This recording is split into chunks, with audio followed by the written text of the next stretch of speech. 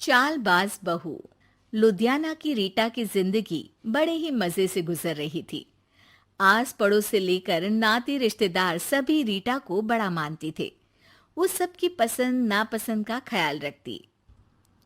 अरे बहन, ये लो कढ़ी बनाई थी मैंने। सोचा तुम बीमार हो तो तुम्हारे घर के लिए भी बना दी, खा लेना। सभी रीटा की तारीफ करते हैं। रीटा की ममेरी बहन कहती है, रीटा, तुम्हारा लड़का तो बहुत बड़ा हो गया है, उसकी शादी की नहीं सोची?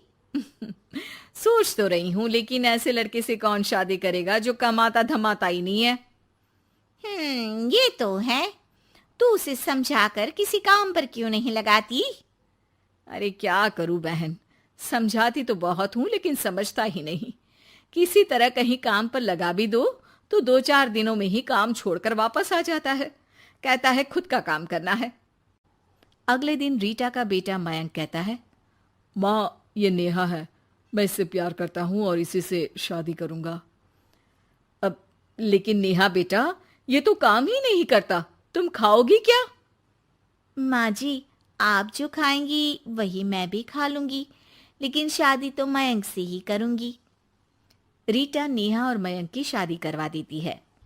हे जी, देखिए तो, ये हमारा भाग्य है कि शहर की इतनी प्यारी पढ़ी लिखी लड़की हमारी बहू बनी। हाँ रीटा, सही बोल रही हो, वरना कौन बिना काम धाम के लड़के से शादी करता है। नेहा सारा दिन घर में रहती और सास को देख देख कर जलती कुड़ती रहती।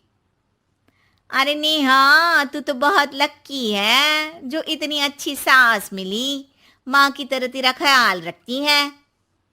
नेहा बिना मन के हंसकर निकल जाती है। आए दिन नेहा को उसकी सास की तारीफ सुनने को मिलती। मयंक, तुम्हारी मम्मी बहुत चालाक है, सबको सम्मोहित करके रखी हुई है। कोई मुझसे पूछे कितनी झूठी औरत है तुम्हारी माँ।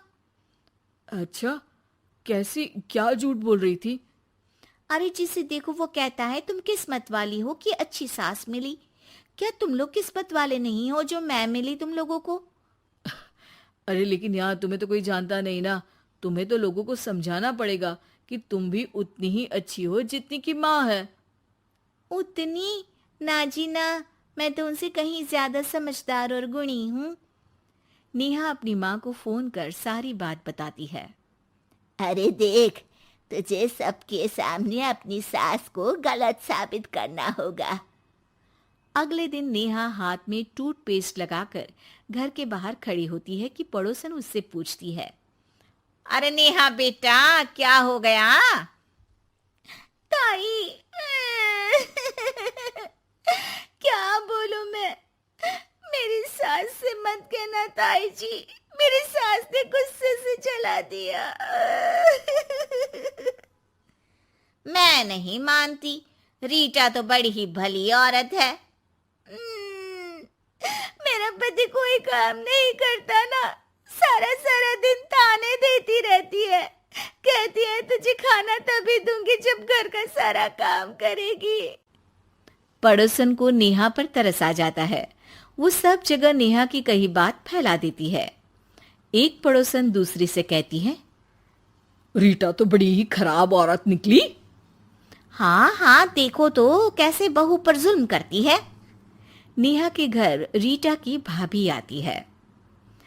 अरे मामी जी नमस्ते, कैसी हैं आप? मैं तो ठीक हूँ बेटा। कहाँ है रीटा? घर में नहीं है क्या? उसे तो मैंने कहा था कि मैं आ रही हूँ। अब क्या बताऊँ मामी जी, मुझे तो डॉक्टर के पास जाना था, लेकिन फिर भी मैं रुकी कि आपको घर आना है। मम्मी जी को तो कोई फिक्र ही नहीं है।